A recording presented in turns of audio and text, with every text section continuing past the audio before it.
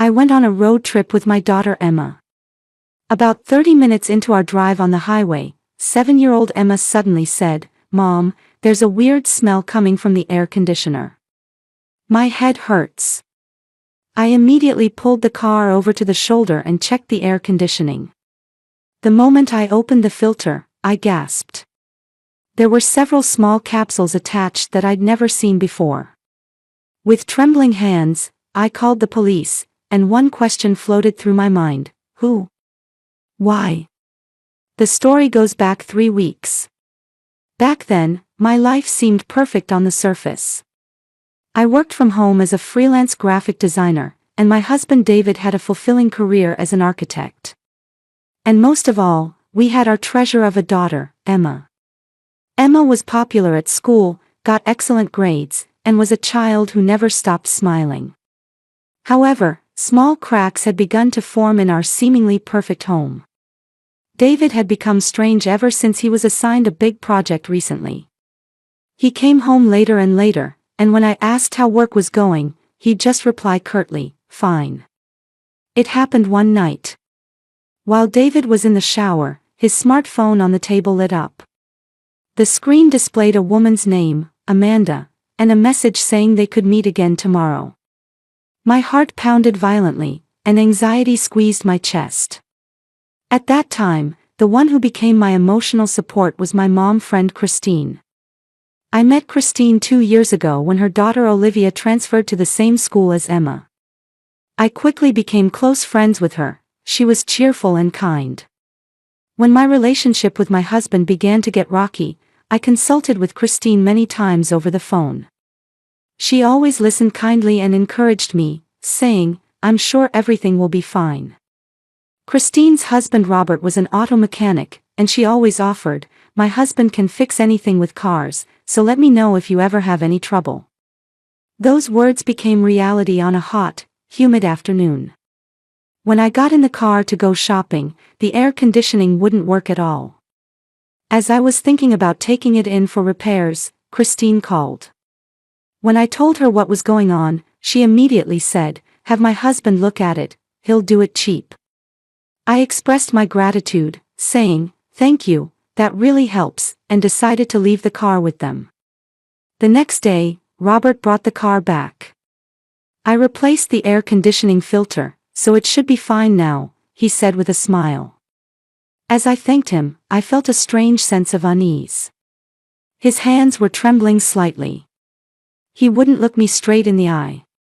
But I dismissed that feeling of unease. It must be my imagination. Christine is my best friend. There's no way she or her family would do anything bad to me.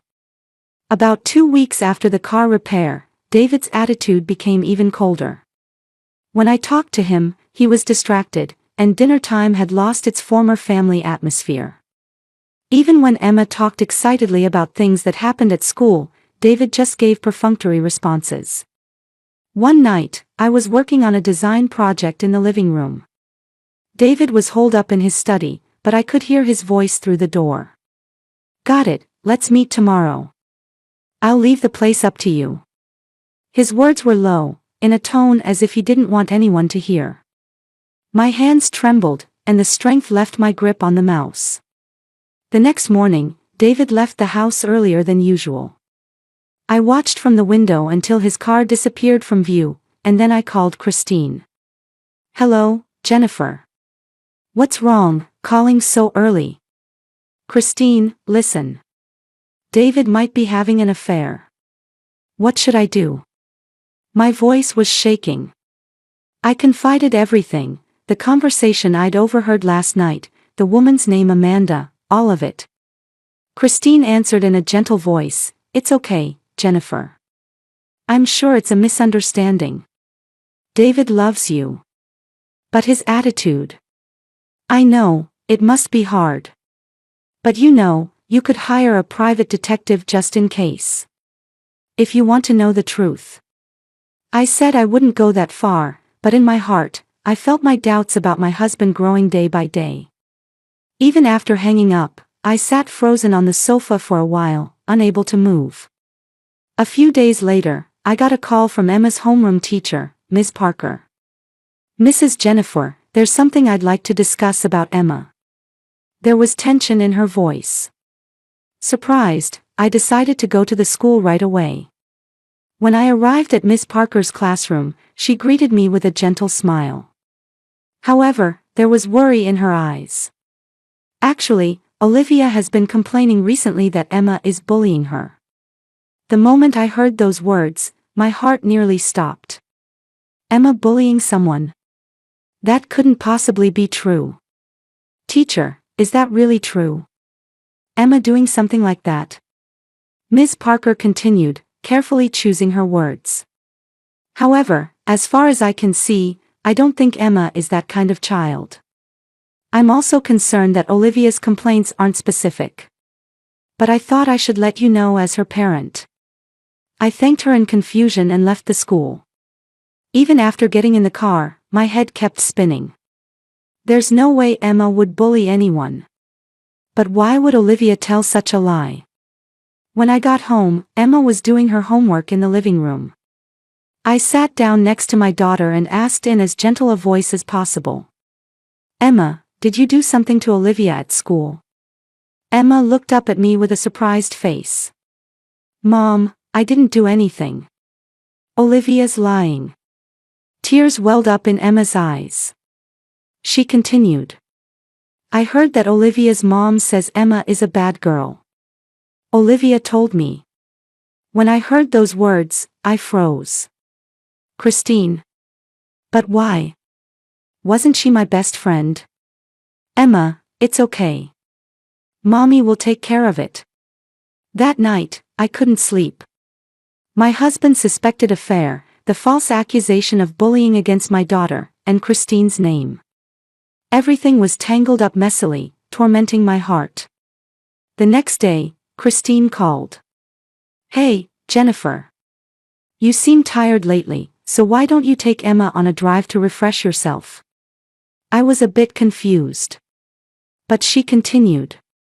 "It'll also be a good chance to check if the air conditioning I had fixed is working properly. I think it would be good to get some distance from David and cool your head too." "You're right. I probably do need to refresh." I agreed. Christine's suggestion seemed like a lifeline to me at the time. I wanted time away from everything, my relationship with David, Emma's problems at school, to think things through. That night, when I told David I was going on a drive, he suddenly objected in a strong tone. "You shouldn't go now." "Why not?" "It's none of your business." I shot back emotionally. David started to say something but swallowed his words. "Fine. But be careful." In his eyes was a complex emotion I couldn't understand. But at that moment, I couldn't even tell if it was worry or if he was hiding something. On the morning of departure, David came to the front door to see us off. "Are you really going?" he confirmed once more. "Yes, I'm going. I want some time alone with Emma." David let out a deep sigh. And he started to say something but ended up closing his mouth. His expression showed resignation and deep worry. A message arrived from Christine, "Have fun. Send me pictures." "Thanks, I'll talk to you later," I replied and got in the car with Emma. When I started the engine, the air conditioning sent a comfortable stream of cold air. Robert's repair seemed perfect. As Emma fastened her seatbelt, she asked, "Mom, are you fighting with Dad?" "It's okay. Adults will solve adult problems. But Dad seems really worried lately." Emma's words made my chest ache a little. But then I remembered the woman named Amanda, and that pain turned to anger.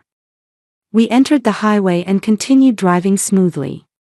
The sky outside the window was blue, and Emma was happily humming a song. Everything seemed peaceful. "Mom, this air conditioner smells weird." Emma's voice suddenly broke the silence. "What? A smell? Something's wrong. My head hurts. I feel sick." Emma's complexion visibly worsened. I hurriedly pulled the car over to the shoulder. My heart pounded violently, and my hands trembled. It's okay, I'll open the window right away. I opened all the windows and got Emma outside. While she breathed fresh air, I tried to check the car's air conditioning and opened the hood. However, there was no visible abnormality. But there was definitely a strange smell. It was a pungent, irritating smell like chemicals. I decided to open the filter area. The moment I removed the cover, my hands froze. There were 5 small capsules attached. They were clearly not car parts. They had been intentionally installed. Mom, what's wrong? Emma, get away from the car. Right now. I pulled out my smartphone with trembling hands and dialed 911. Hello, is this the police? There's some kind of device in my car's air conditioner. Please help. The operator asked for my location in a calm voice and said they would immediately dispatch a patrol car and ambulance. After hanging up, I stood there in a daze. Who? Why would they do such a thing? What came to mind was David's cold attitude. The woman's name, Amanda. His complex expression this morning. Could it be? Could David have done this? To be with his mistress, he would get rid of Emma and me. The moment that thought crossed my mind, all the strength drained from my body. I could hear the sirens of the patrol car and ambulance in the distance. I held Emma close as we sat on the grass by the roadside. My daughter's body was trembling. Mom, I'm scared. It's okay, Emma. Everything's okay now. Even as I said this, I myself was shaking with fear. What was that device? Who installed it? And why? The patrol car arrived first. 2 police officers got out and rushed over to us. Are you all right? How is your daughter feeling? Emma says her head hurts. There was a strange smell from the air conditioner. And when I opened the filter, I pointed at the car. One of the officers carefully approached the car and looked under the hood. His expression changed in an instant. Contact headquarters. We need specialists. The ambulance arrived, and the paramedics began examining Emma. They took her blood pressure, checked her pupil response, and put an oxygen mask on her. Emma's color gradually improved, but she was still complaining of a headache. Let's get her examined at the hospital just in case. There's a possibility of carbon monoxide poisoning. The paramedics' words made my blood run cold. Carbon monoxide. That's a deadly poison. After a while, a black car arrived. A woman in a suit got out and approached me. Hello. I'm Detective Lisa Morgan from the Child Crimes Unit. Are you and your daughter all right? Her voice was calm and warm. I felt a little reassured. My daughter has mild symptoms, but they say her life isn't in danger. But that device. Detective Morgan looked toward the car, then looked straight into my eyes. Could you tell me the details? When did the car start having problems, and who was the last person to touch it? I began telling her about what happened 3 weeks ago. About the air conditioning breaking down. About my mom friend Christine recommending that her husband Robert fix it. About Robert taking the car and returning it the next day. And about that sense of unease. Robert's hands were shaking. He wouldn't look me in the eye. But at the time, I thought it was just my imagination. Detective Morgan nodded as she took notes. Is there anything else that concerns you? Have you had any conflicts with anyone recently? I hesitated. But I knew I had to tell her. Actually, my husband has been cold lately. He seems to be meeting with a woman named Amanda. I think he might be having an affair. Detective Morgan's expression didn't change. What's your husband's name? David. David Johnson. He's an architect. I understand. We'll need to speak with your husband as well. Could you contact him? I pulled out my smartphone with trembling hands. When I called David, he answered after one ring. Jennifer. What's wrong? Are you safe? There was urgency in his voice. As if he had anticipated something would happen. Come to the hospital right now. We need to talk. Okay. I'll be right there. I told him I was at Central General Hospital and hung up. On the way to the hospital in the ambulance with Emma, my head was in chaos. The urgency in David's voice. Had he known something? Or had he himself? No, I didn't want to think about it. But if David had tried to kill Emma and me, to start a new life with a woman named Amanda. When we arrived at the hospital, Emma was immediately taken to the examination room. I had to wait in the waiting room. Detective Morgan waited with me. The analysis results of the device are in. She said quietly. That was a device designed to generate carbon monoxide. It was designed to be sent into the car interior through the car's air conditioning. Carbon monoxide. Yes. It's colorless and odorless, and you lose consciousness without realizing it, and then. She cut off her words. If you had driven for another 30 minutes, you wouldn't have been saved. I leaned back in my chair. Someone had seriously tried to kill us. 30 minutes later, David came running into the hospital. His face was pale, and his eyes showed deep worry. Jennifer. Is Emma all right? He tried to rush over to me, but I took a step back. Did you try to kill us? David stood there with a stunned expression. What are you talking about?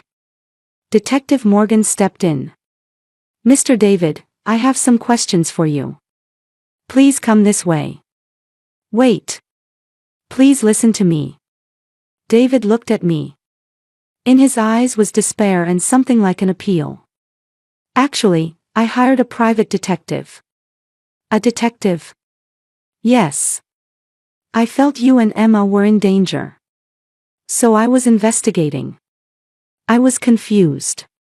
What are you talking about? At that moment, the waiting room door opened and a woman entered. Long black hair, an intelligent atmosphere. And a familiar face. Hello, Mrs. Jennifer. I'm Amanda Carter, a private detective. Amanda. You're Amanda.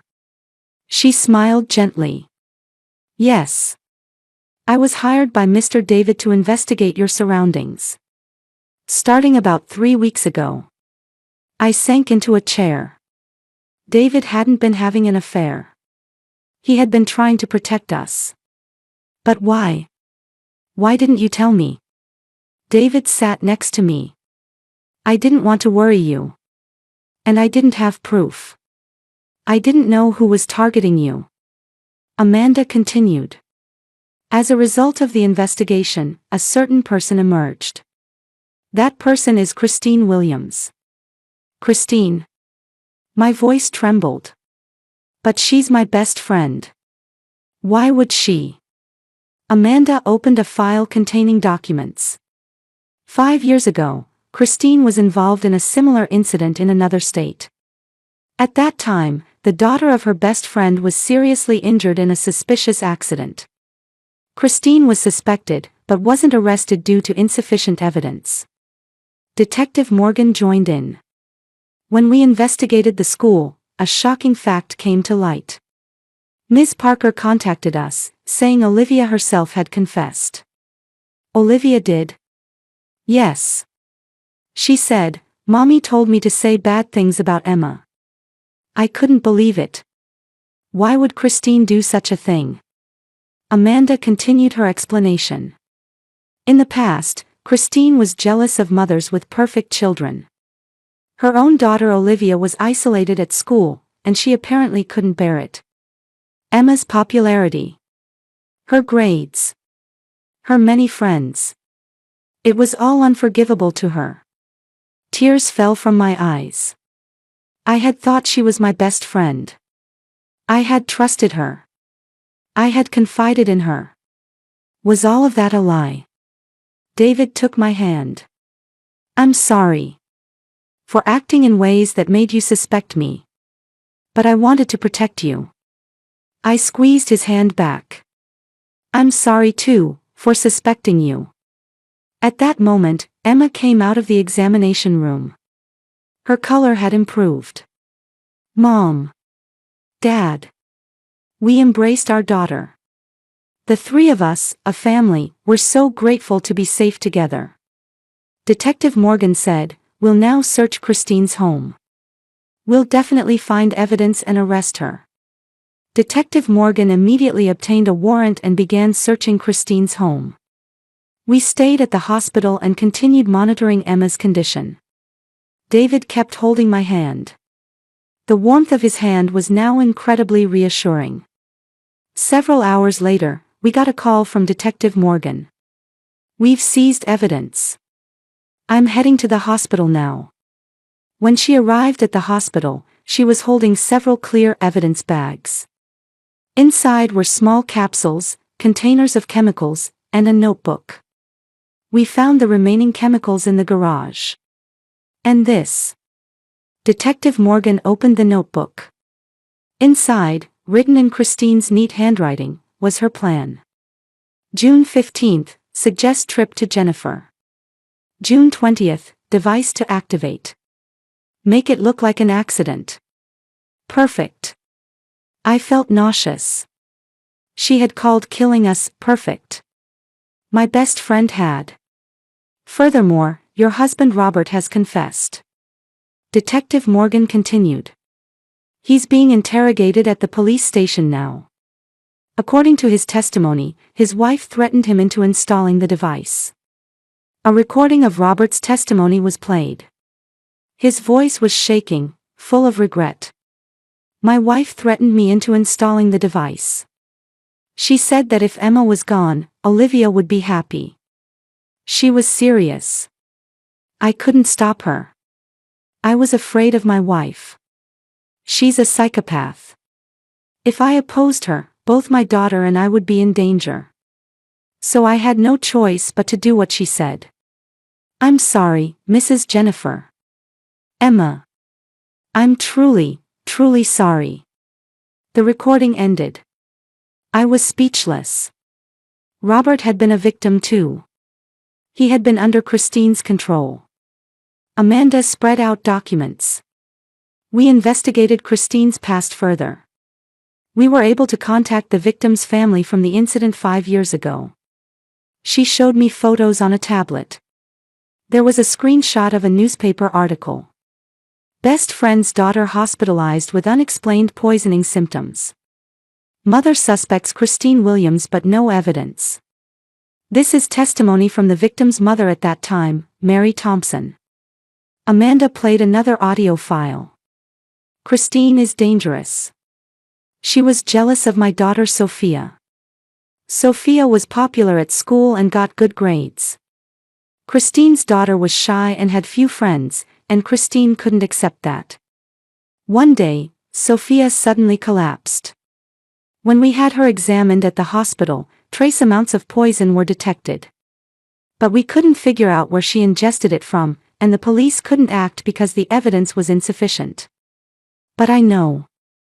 Christine did it. Because I saw her eyes. Those cold eyes that felt nothing. I wanted to warn you all. When I heard Christine had moved, I worried she would do the same thing in a new place. But no one believed me. The audio ended. I trembled. Christine had been targeting mothers with perfect children since 5 years ago. Detective Morgan continued. There's another shocking fact. We have a report from Olivia's therapist. Olivia has been placed under Child Protective Services and is receiving counseling. This is what she confessed. She was taught by her mother that if she spoke badly of Emma, her mother would love her. In reality, Olivia wanted to become friends with Emma, but her mother wouldn't allow it. My chest tightened. Olivia had been a victim too. A victim of her mother's twisted love. Detective Morgan stood up. I'm going to arrest Christine now. Several hours later, we got a call from Detective Morgan. Christine had been arrested at her home.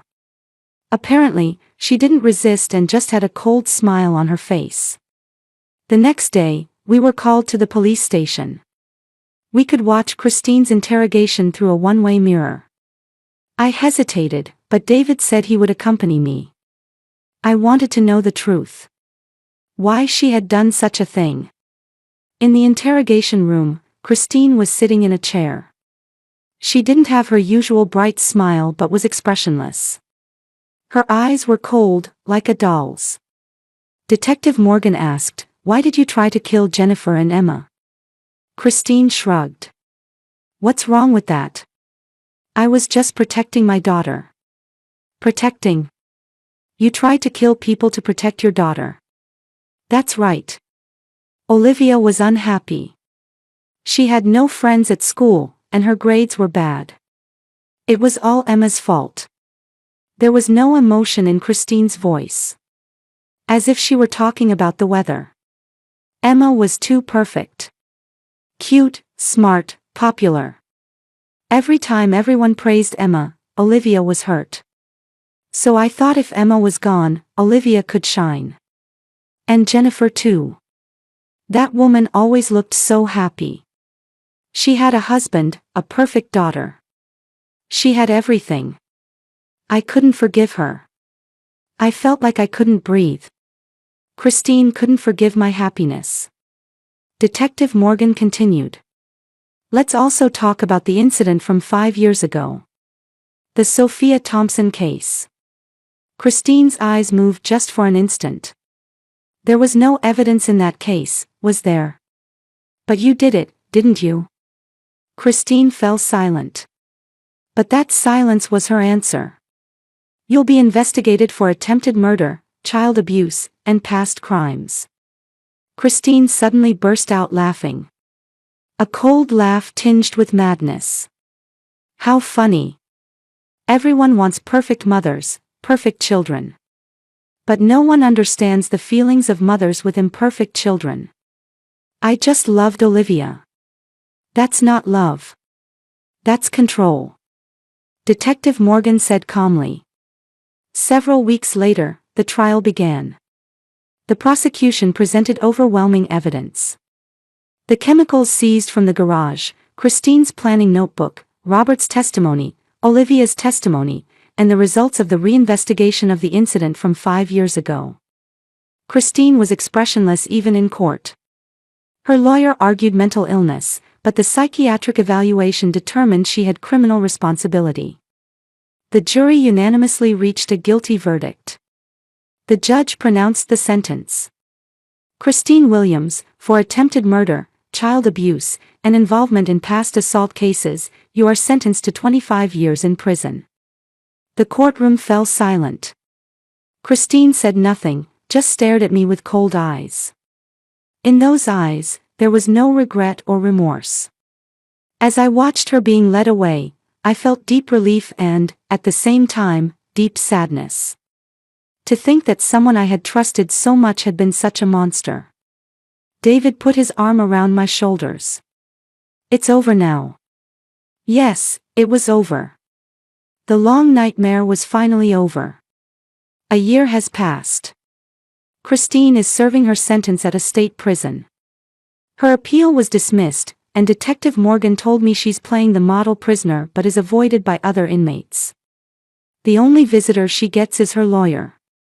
Olivia has started a new life with foster parents. Her father Robert lost custody for his involvement in the incident but received a suspended sentence and now has regular visits with his daughter. Olivia is receiving therapy and is gradually healing from her emotional wounds. Last month, I received a letter from her. Aunt Jennifer, Emma, I'm sorry. I was scared of Mom. But I'm okay now. My new family is kind to me. I hope we can meet again someday. Reading that letter, I cried. The bond between David and me is stronger than ever. After the incident, we spent a long time talking. He apologized many times for acting in ways that made me suspect him. But he didn't want to worry me, didn't want to make me anxious without proof. I also apologized for suspecting him. We went to couples therapy and were able to understand each other more deeply. David adjusted his work projects and decided to always spend weekends with the family.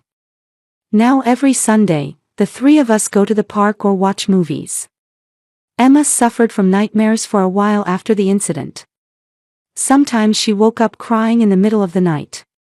But thanks to the support of a child psychologist, she gradually regained her smile. Now she's doing well at school too. The other day, Emma said, "Mom, it's good I noticed the smell." "Yes, you saved us."